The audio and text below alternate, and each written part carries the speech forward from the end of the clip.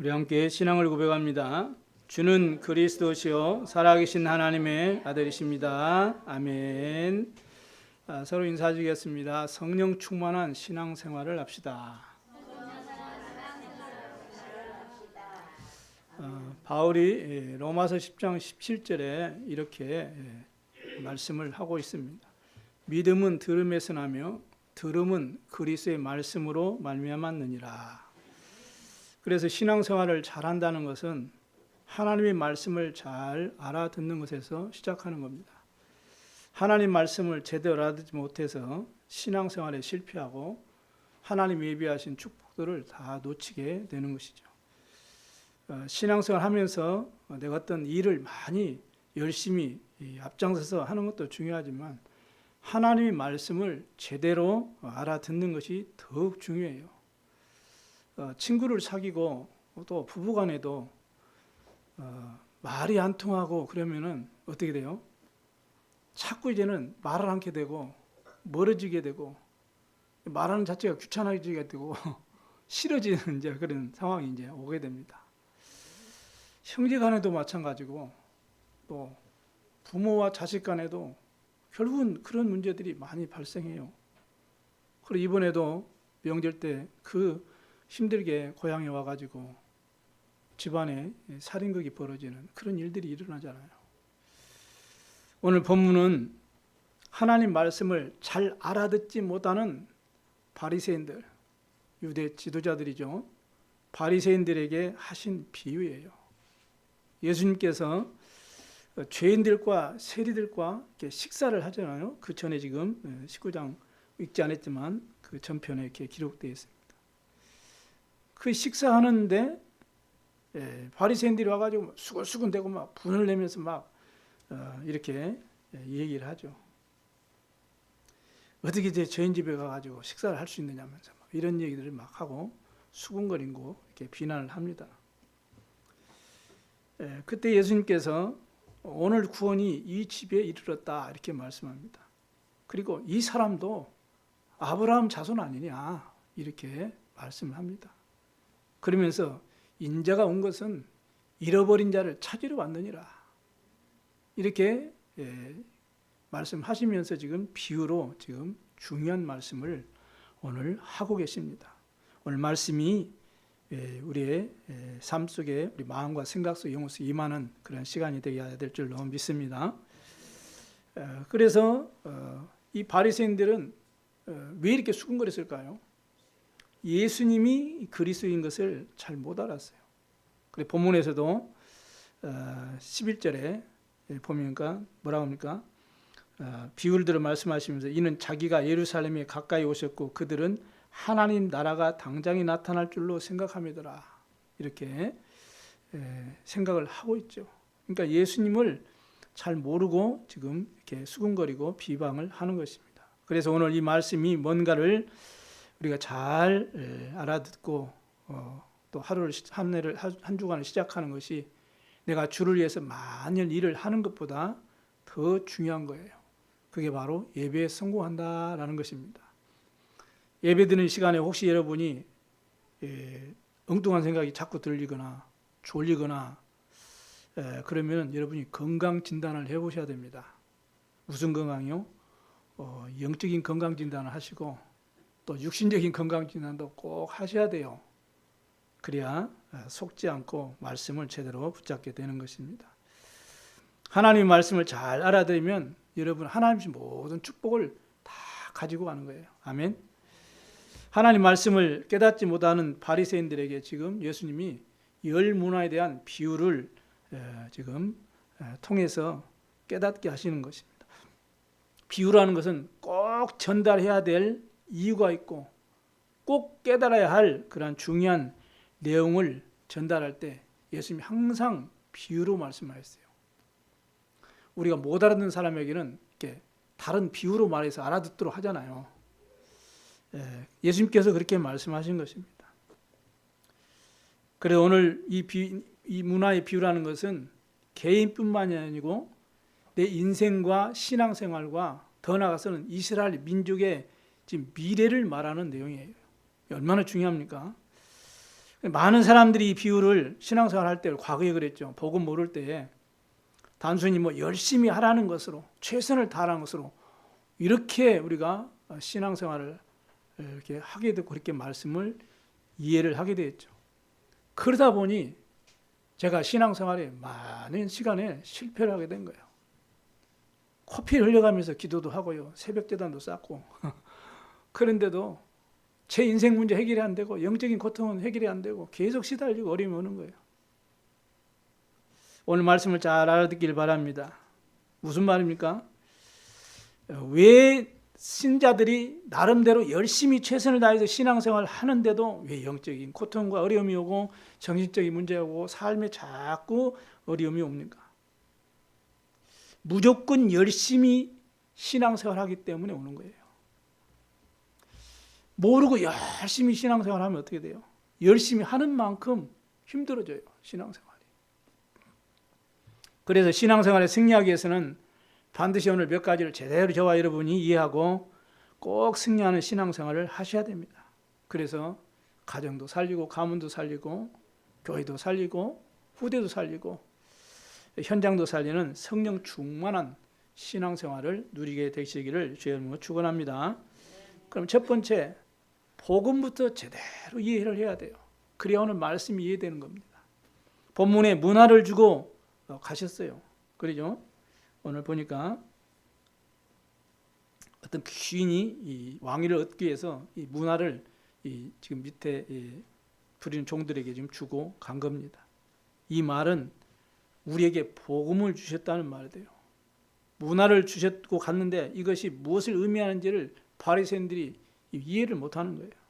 그래서 많은 사람들이 시간이 가면 갈수록 신앙생활을 오래 하면 할수록 응답을 받고 축복을 누리고 다른 많은 사람 앞에 모델이 되고 살리는 증인이 되어야 되는데 오히려 신앙생활을 어려워하고 또 문제를 일으키기도 하는 사람이 많죠.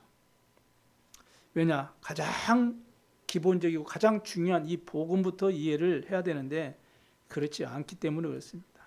그래서 신앙생활의 출발이 뭐부터 출발돼요? 이 복음을 바르게 이해하면서부터 출발돼야 돼요. 여러분 현장에 구원의 내용 정확하게 설명하는 신자들이 많지가 않죠. 그러다 보니 많은 성경을 알기도 하고 내용을 알기도 하고 예배도 많이 드리고 신앙생활 오래 했음에도 불구하고 구원이 확신이 없이 살아가는 그런 성도들도 참 많이 있습니다. 그러니까 금방 이 사이비 이 종교 집단에 빠지고요. 이단의 사설에 빠지고 또 그런 단체들이 교회까지 파고 들어와가지고 교회를 무너뜨리는 그런 이상한 일들이 지금 일어나고 있습니다. 그런 말은 무슨 말이에요? 기독교인들이 흔들리고 있다는 거거든요.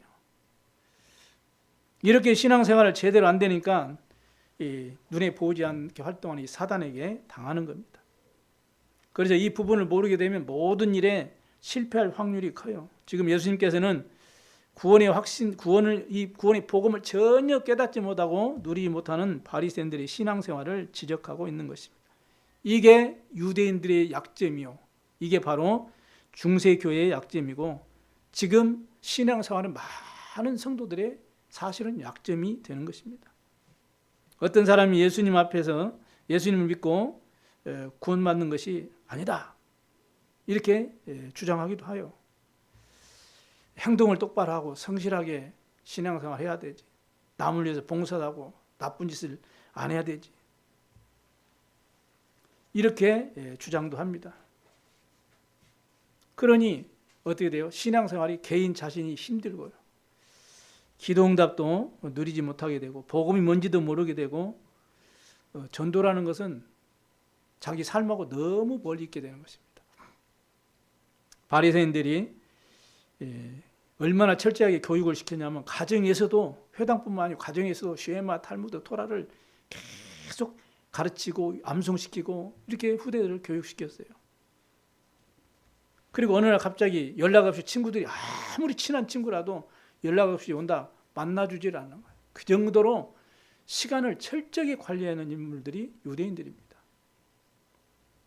그리고 하나님과 돈은 같다 할 정도로 경제 관리가 철저했던 경제관이 철저했던 인물들이 유대인이었어요. 그래 철저하게 11조를 드리고 철저하게 주일 성수를 하고요. 말씀 율법에 흠이 없도록 이렇게 노력하고 이렇게 지키려고 노력했던 인물들이 바로 유대인입니다. 이게 바로 유대인의 교육이고 유대인의 사상이었어요. 그런데 보세요. 그 유대인들은 철저하게 망했잖아요. 철저하게 신앙생활을 잘한 것 같은데 철저하게 망한 나라가 유대 나라고 철저하게 복음을 막은 나라가 유대의 나라요. 그 민족이 된 것입니다. 왜 그랬습니까? 복음의 신앙생활의 시작이 복음을 이해하면서부터 시작되는 건데 그걸 몰라서 그런 거예요. 우리는 철저하게 이 사실을 확인하고 바르게 성령 충만한 신앙생활이 시작되시기를 바랍니다. 그러려면 뭐가 해야 돼요? 원래 인간이 누군지를부터 알아야 돼요. 왜냐? 하나님 우리 인간을 구원하시려고 복음을 주셨기 때문에 우리 인간의 문제가 뭐며 인간의 시작이 어떻게 되는지를 알아야 돼요. 원래 인간은 창세기 1장 27절 28절에 어떻게 됐습니까? 하나님의 형상대로 지음받았어요. 하나님과 함께 행복하게 살도록 원래 그렇게 창조됐다니까요. 그런데 인간의 그 문제가 뭡니까? 이 사단에게 속아서 하나님 말씀을 불순종한 죄를 지고 하나님을 떠나버리는 이러한 원죄의 고통이 오게 된 것입니다. 그래서 죄와 사단과 지옥 배경 속에 완전히 잡혀버린 거죠. 불신자들이 많은 사주팔자 운명에 완전히 사로잡혀버린 거예요. 인간의 힘과 능력으로 어떠한 종교로도 지식으로도 선행으로도 열심으로도 불가능하기 때문에 하나님께서 해결책을 주신 것입니다. 그게 예언해 놓은 게 구약이에요. 그리고 여자 우선을 보내겠다. 방주 안에 들어와라. 피 언약 붙잡아라. 희생제사 드려라. 임마누엘 약속 그 믿어라. 이게 전부 오실 구원자 메시아 그리스도를 설명해 놓은 거거든요. 그게 구약 성경이에요. 그래서 왕도 세우고 제사장도 세우고 선지자도 세우고 이게 누구를 말입니까?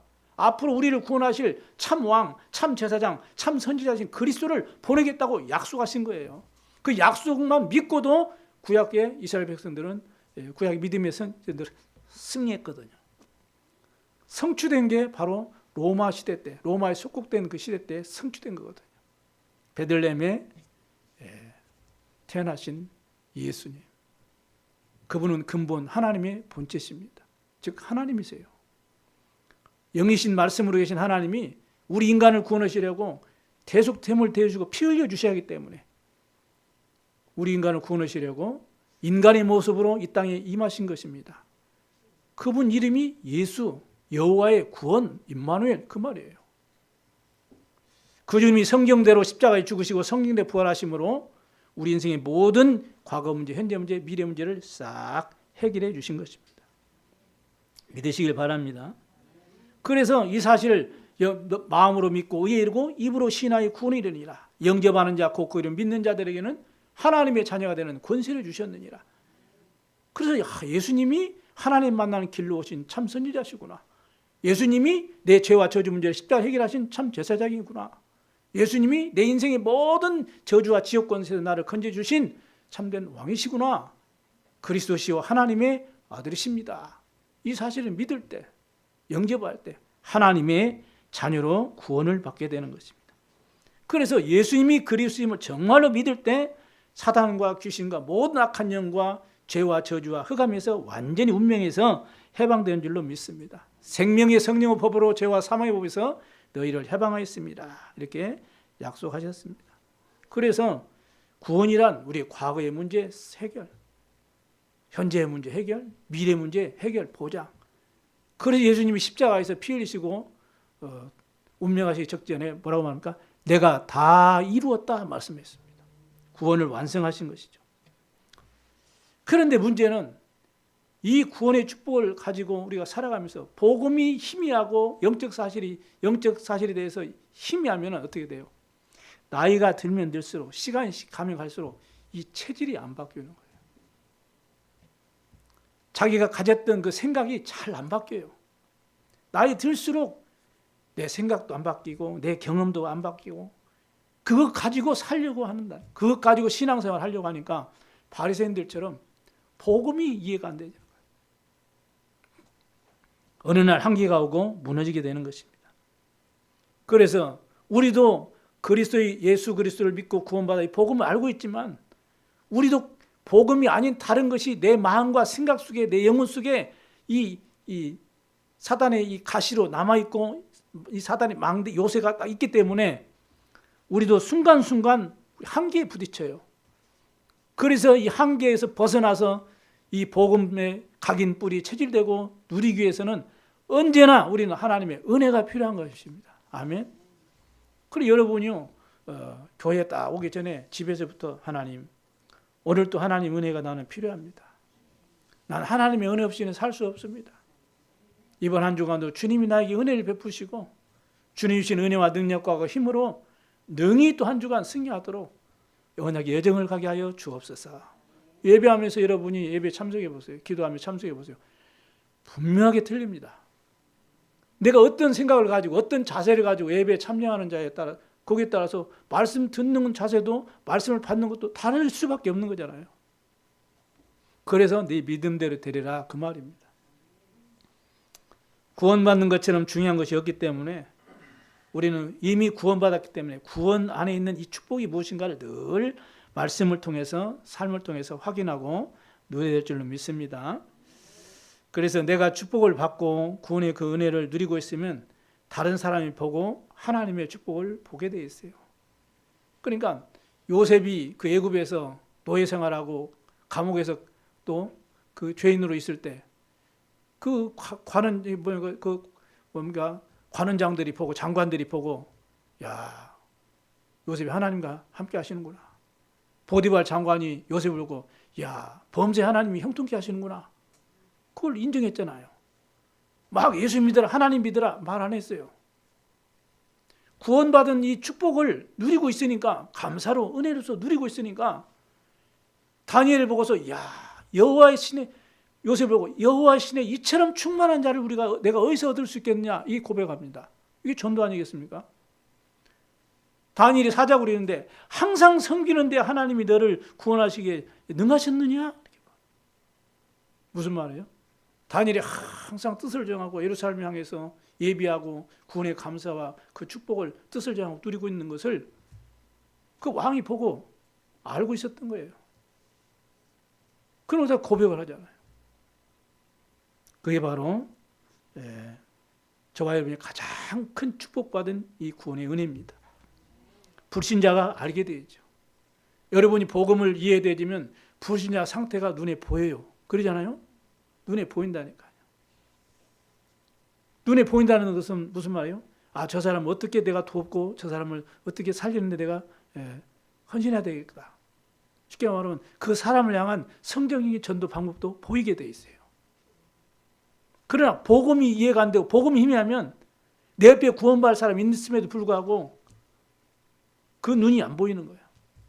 그냥 세상적인 육신적인 윤리적인 기준으로만 보게 되는 거죠. 그러니 어떻게 돼요?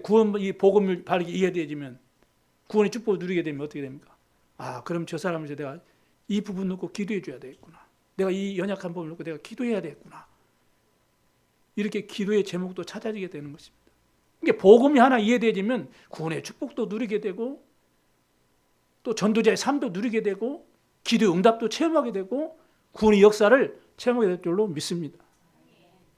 그래서 가장 신앙생활에 중요한 것이 뭐부터요? 복음을 바르게 이해하는 것부터 시작돼요. 그리고 이제 실제 우리가 이제 훈련과 이 캠프의 이 전도 훈련과 이런 체험을 통해서 복음이 계속 이해되지고 각인되지고 뿌리내리고 체질되어지는 것입니다.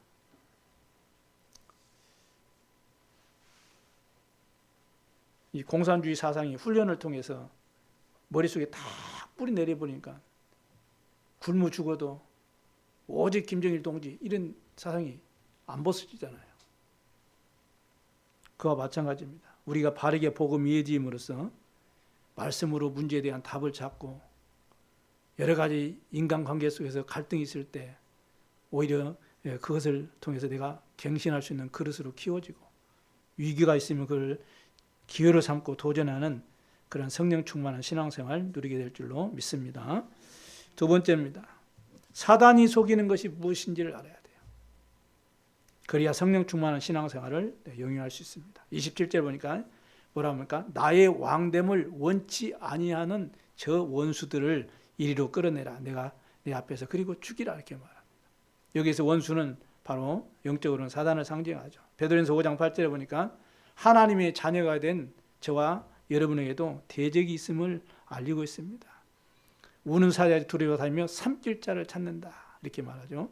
그래서 사단막이 약한 이 귀신이라고 부르는 이 영적 존재들을 성경은 우리에게 분명하게 눈에 보이지 않지만 존재하고 있음을, 활동하고 있음을 알리고 있습니다. 에스겔 28장 14절에 29절에 보니까 원래 찬양을 하던 담당이 바로 천사였죠. 이 천사가 타락해가지고 이 공중에서 쉽게 말하면 보좌에 떨어진 거죠. 그래서 네피림 이게 된 것입니다. 떨어진 자, 나팔이 형용사에서 네피림 이렇게 된 거죠. 에베소 2장 2절에 보니까 바울은 공중의 권세 잡은 자다 이렇게 설명을 하고 있습니다. 예수님께서 요한복음 14장 16절, 11절에 14절에 보니까 세상 임금이라고 이렇게 눈에 보이지 않게 지금도 활동하고 있는 이 사단을 표현하고 있습니다. 바울은 고린도서 4장 4절에 보니까 세상 신 이렇게 표현하죠. 그래가지고 그리스도의 영광이 비치지 못하도록 혼미케 한다, 미혹케 한다 이렇게 설명하고 있습니다.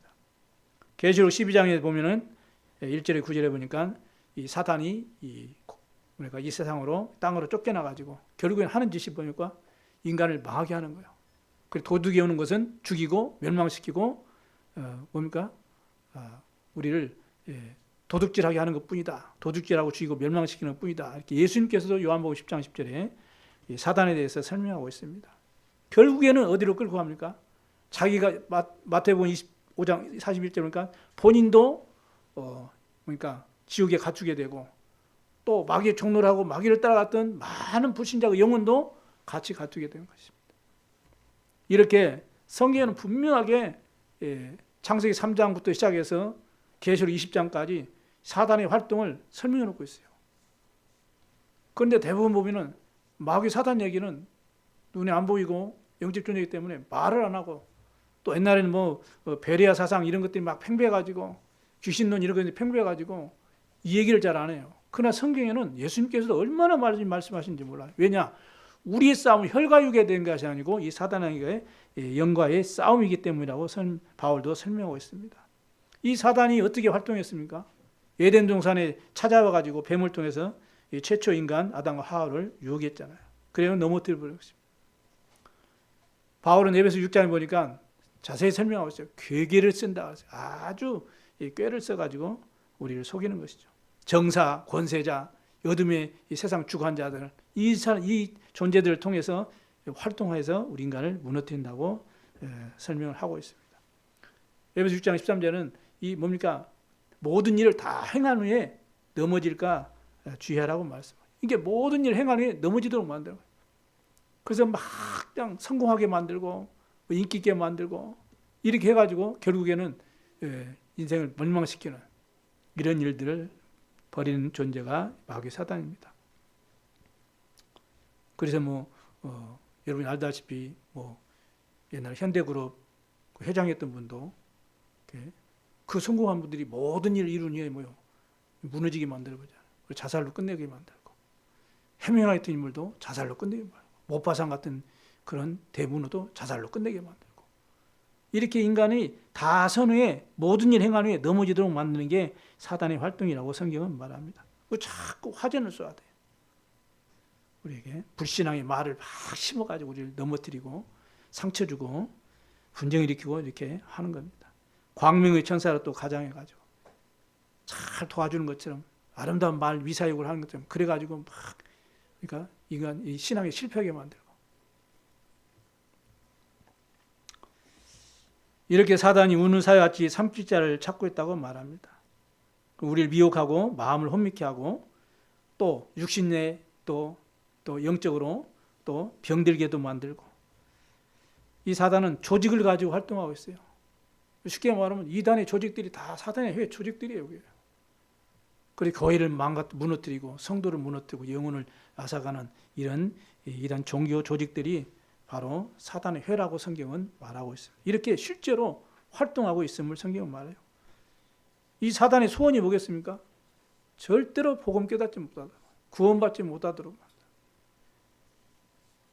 그리고 절대로 교회가 신앙생활 하지 못하도록, 기도하지 못하도록, 전도하지 못하도록 사단은 자꾸 속입니다. 복음 안에서 주신 어마어마한 축복을 누리지 못하도록 자꾸 문제와 사건을 일으켜가지고 말씀 놓치도록, 영적 문제에 걸려서 시달리도록 넘어뜨리고 우리를 실패케 하는 게 이 마귀 사단의 수원이에요. 저와 이런 복음을 깨닫고 각인뿔이 체질되어지고, 또 이제는 영적 문제를 해결할 뿐만 아니고 이제는 흑암 문화를 복음 문화를 바꿔서 그 속에 죽어가는 영혼을 살리는 이것을 사단이 가장 싫어하기 때문에, 그래서 하나님이 우리에게 그 흑암을 이길 수 있는 권세를 주신 것입니다. 그리고 우리 예수 그리스도의 이름으로 얼마든지 영적 싸움에서 승리할 그런 축복을 우리는 누려야 될 줄로 믿습니다.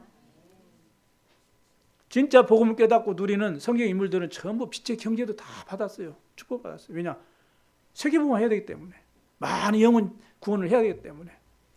정말 저와 여러분이 복음을 깨닫고 정말로 누리게 되면 하나님이 세 가지 뜰 금토일 시대 2, 3, 7, 5천 영족 살릴 수 있는, 후대를 살릴 수 있는, 미래를 살릴 수 있는 빛의 경제 줄 줄로 확신합니다.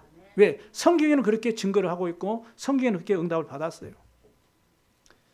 그럼 저와 여러분도 응답을 우리 교회도 받게 될 줄로 믿습니다. 그런데 사단이 이것을 모르도록, 복음 이해하지 못하도록, 복음 뿌리 내리지 못하도록, 복음 각인 뿌리 체질되지 못하도록 자꾸 속이는 거예요. 그래서 사단과의 싸움에서 이기려면 어떻게 해야 돼요? 우리가요, 성령 충만한 신앙생활을 해야 돼요. 성령 충만한 신앙생활을 하려면 어떻게 하면 되겠습니까? 뭐 여러 가지 방법이 있겠지만 인간관계에서 승리해야 돼요, 여러분. 왜냐? 하나님도 우리 인간을 살리려고 복음을 주셨거든요. 사단은 인간을 통해서 하나님을 대적하고 있습니다. 하나님은 또 사람을 통해서 우리 구원받은 사람들을, 백성들을 축복하시는 거예요. 그래서 신앙생활은 인간관계 속에서 늘 확인되어지는 것입니다. 지금도 사람을 통해서 하나님이 일하시지, 그냥 우리 사람과 상관없이 하나님 독단적으로 일하시는 분은 아니세요. 그럴 것 같으면 예수님을 이 땅에 보내실 이유도 없는 거죠. 성경 말씀 주실 이유도 없는 거죠. 왜? 하나님이 알아서 다 해버리면 그잖아요. 하나님은 그렇게 안 하십니다. 그래서 하나님의 방법이 사람을 통해 일하시고 사람을 통해 축복하신다는 사실을 아셔야 돼요. 그래서 성령 충만한 신앙생활을 하고 이 사단과 영적 싸움을 승리하려면 인간관계 속에 여러분 승리하면 됩니다. 그러면은 영적 싸움 승리하게 되겠어요. 그래서 성도 간의 올바른 영적 관계가 회복돼야 되지, 그렇지 않으면 어떻게 돼요? 교회가 바르게 서지 못하고, 또 여러분 주위에 제자가 서지 못하고 사단과의 싸움에서 승리하게 되는 것입니다. 그러니까 그런 주위에 그런 소리 많이 듣지 않았습니까? 성도 때문에 상처를 받고 성도 때문에 내가 피해를 받아가지고 믿는 사람과의 어떤 소통하는 관계가 단절돼 가지고 신앙생활을 유지하지 못하는 그런 경우를 많이 보잖아요. 여러분 듣잖아요. 그래서 성령 충만한 신앙생활, 이 사단과의 싸움에서 이기는 방법이 인간관계에서 승리하시면 됩니다. 인간관계 승리해야 돼요. 꼭 그렇게 되길 바랍니다. 하나님을 향한 믿음도 우리가 어떻게 내 개인적으로 이제 확신도 있지만은 인간관계 사이에서 나타나게 되는 거죠. 아, 저 사람이 참 믿음 있는 참 신앙생활 바르게 하고 있구나. 이렇게 인정되어지면 전도의 문도 열리잖아요. 그러면 그 사람에게 복음 전하고 구원시키고 함께 교회 와서 예배할 수 있잖아요.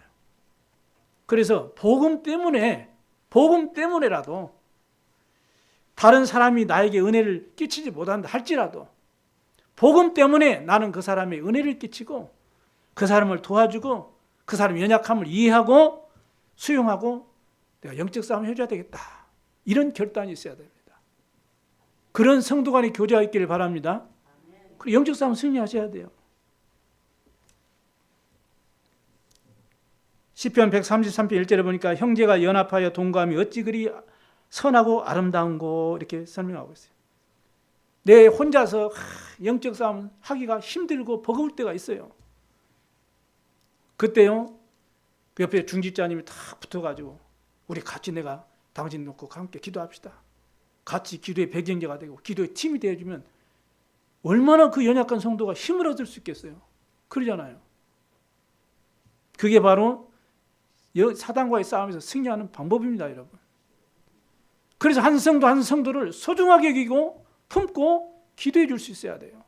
어떤 문제라도 복음 때문에 수용해주고 기다려주고 배려해주고 초월할 수 있어야 돼요. 그게 영적 싸움을 승리하는 방법입니다. 그래 마음 중심에, 그래서 하나님의 언약을 내 마음 중심에 심을 수 있어야 돼요. 이 사단은 내 마음 속에 있는 그 생각을 가지고 통로를 삼아서 넘어뜨리잖아요. 그럼 우리 마음 속에 불신앙을 완전히 뽑아버리고 뭘 심어야 돼요? 하나님의 언약을 딱 심어야 돼요. 승리하시 바랍니다. 왜냐, 마음과 생각 속에 있는 그것이 이제 그러니까 행동의 근원이 되잖아요. 그래서 선하기도 나오고 악하기도 나오고 사단의 통로가 되기도 하고 하나님이 일하시는 그런 통로가 되기도 하는 것입니다. 마태복음 5장 18절에 입에서 나오는 것들은 마음에서 나오나니 이것이야말로 사람을 더럽게 하느니라 이렇게 말합니다. 이사야 29장 13절에는 이 백성이 입으로는 나를 가까이하며 입술로는 나를 존경하나 그 마음은 내게서 멀리 떠났나니 그들이 나를 경외함은 사람의 계명으로 가르침을 받았을 뿐이니라 이렇게 말합니다.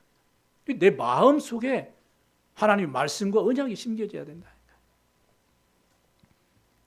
그래야만이 직분 때문에 체면 때문에 억지로 예배하고 그런 어리석은 신앙생활을 하지 않게 되는 거예요.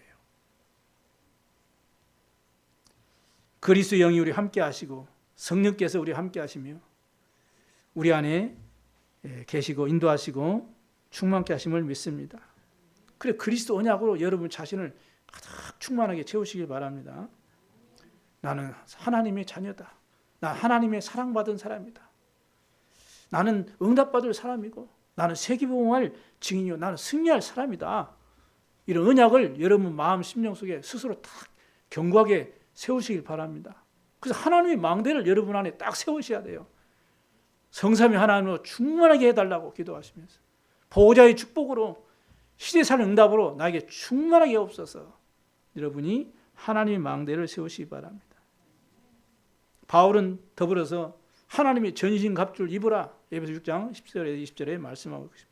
그러면서 마지막에 무시로 성령 안에서 기도하고 그랬습니다.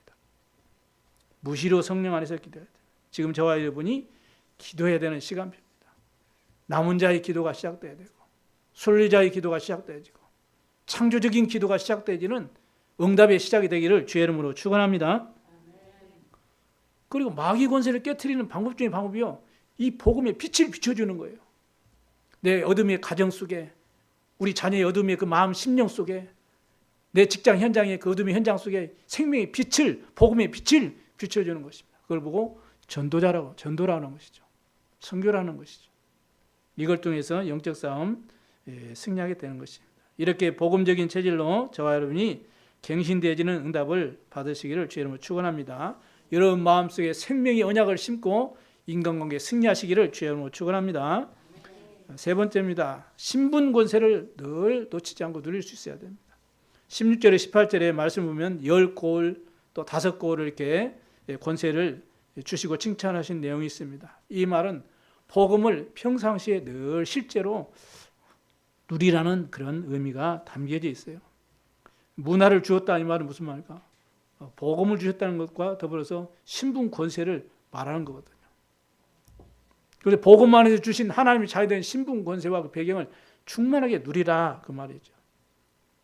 그래 신앙생활은 하나님의 자녀가 되는 신분을 누리는 것입니다. 복음을 누리는 거죠. 복음 뭐겠습니까? 운명과 저주에서 빠져나오라는 것이죠. 사단의 그 권세에 속지 말라는 것이고 지옥의 권세에 눌리지 말고 자유하라고 주신 언약이 복음입니다. 이 복음이 실제적인 삶 속에 인간관계 속에서 우리는 누릴 수가 있는 것입니다. 그래서 사건을 해석할 때나 또 분별할 때나 또 일을 처리할 때나 복음을 누리면 많은 응답들 하나님의 계획들을 찾게 되어 있는 것이죠. 그러니까 성령의 인도를 우리가 잘 받을 수가 있는 것입니다. 저와 여러분이 하나님 자녀가 맞죠? 아멘? 그래서 점칠 필요가 없는 거예요. 그래서 우상 숭배할 필요가 전혀 없는 것입니다. 하나님 우리와 함께 하십니다. 하나님 자녀가 맞지요? 염려할 것 전혀 없는 것입니다. 불안할 것 전혀 없는 것입니다. 아멘? 하나님 우리 인생을 책임지십니다. 우리 하나님 자녀입니다. 절대로 망하지 않을 신분을 주셨어요. 우리의 시민권은 오직 하늘에 있는지라. 여러분 절대로 망하지 않습니다. 그런데 문제와 환경과 사람의 어떤 갈등 속에 위기 속에 절대 속지만 않으면 돼요. 언약 잡고 누리시기 바랍니다. 죄와 상황을 보면서 여러분 완전히 해방됐습니다. 우리 운명을 완전히 바꿔버린 거예요. 하나님의 형상이 회복되고 믿는 순간 여러분의 복의 근원이 됐어요. 얼마나 큰 축복을 받았습니까? 여러분 믿는 순간에 여러분은 반석같이 주님이 축복하신다고 그래요. 내 반석에 내 교회를 세우리라 그랬어요. 열심히 하고 내가 잘해서 그런 것이 아니죠. 하나님의 은혜로 예수 그리스도를 믿음으로 복음을 믿음으로 말씀을 믿음으로 당연히 누리는 수 있는 그런 축복이 우리에게 회복된 줄로 믿으시길 바랍니다. 그래서 이 귀인이 왕위를 받으러 이제 가면서 자녀들의 증표로 문화를 이렇게 딱 준 거예요. 근데 그걸 늘 사용하지도 않고 그걸 그냥 땅에 묻어놨으니 얼마나 어리석은 사람이겠어요. 그래서 오늘 성경 말씀에 그런 말씀을 하잖아요. 오늘 뭐라고 합니까? 22절에 이렇게 말씀을 하잖아요. 차라리 이걸 은행에 갖다 놨으면 이자라도 받을 것인데 이렇게 해서 뺏어가지고 오히려 열무나 가지고 있는 사람한테 더 주어버리죠.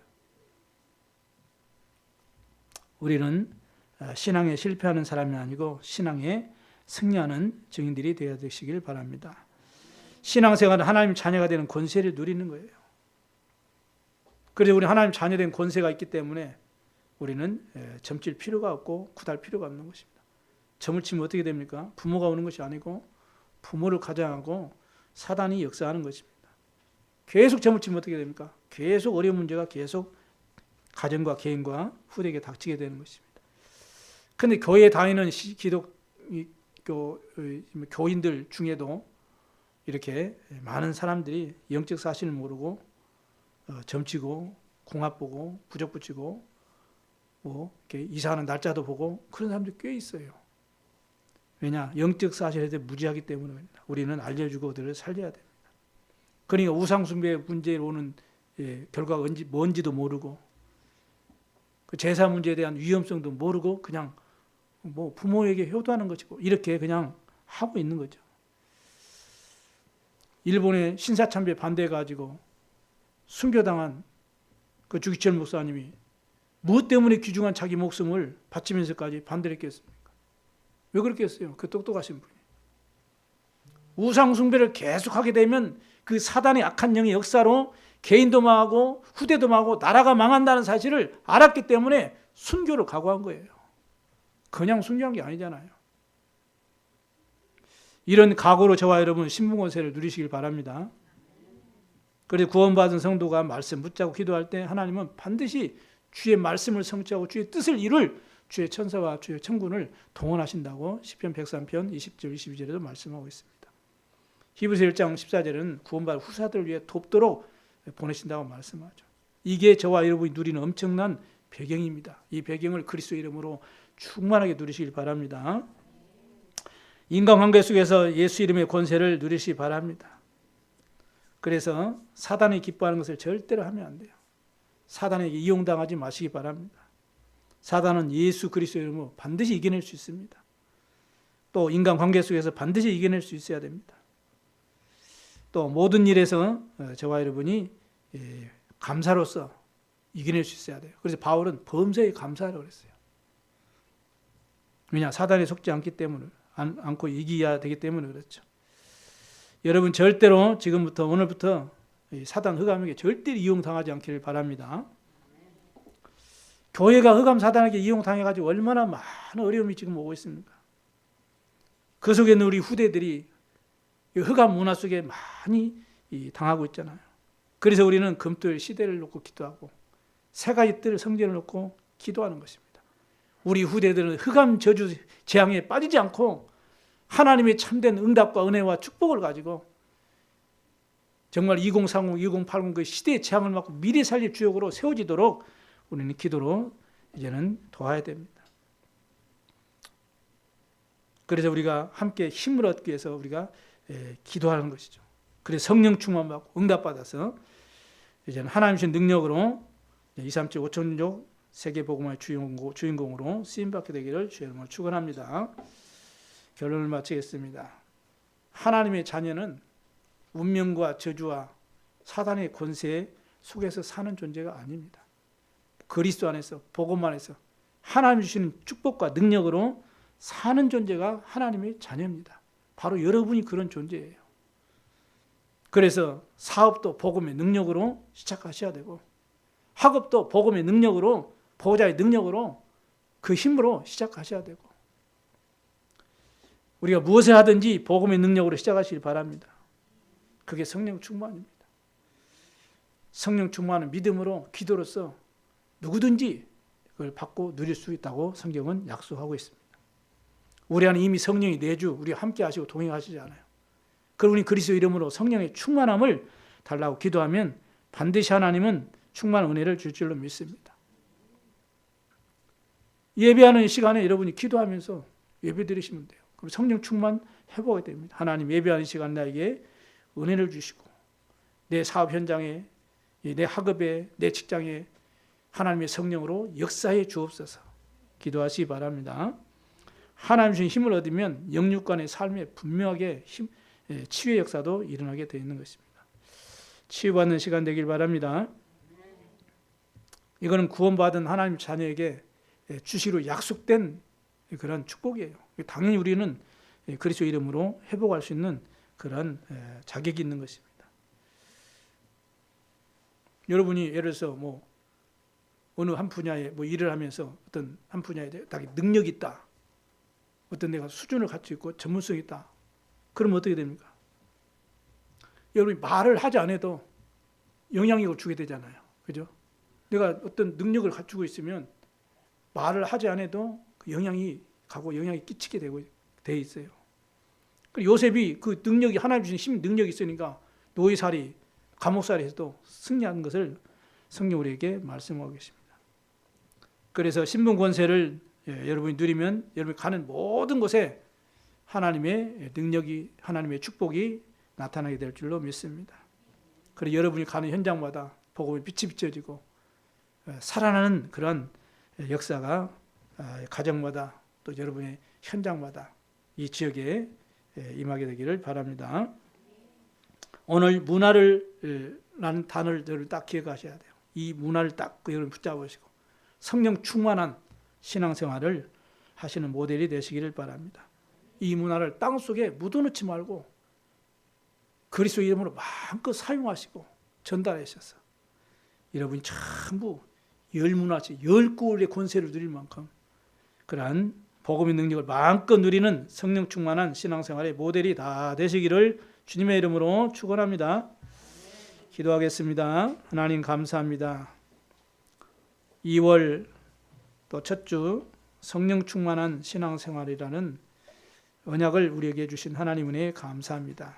우리 온 성도들이 정말로 복음을 바르게 이제는 이해하고 또 이제는 사단의 역사를 알고 하나님이 주신 이 신분과 권세 배경을 충만하게 누림으로써 성령 충만한 신앙생활로 복음의 빛을 비춰서 이 지역과 민족과 후대와 시대를 살리는 정말로 전도자의 삶으로 하나님께 영광 돌릴 수 있도록 축복해 주옵소서. 감사드리며 우리 구주 예수님 이름으로 기도드리옵나이다. 아멘.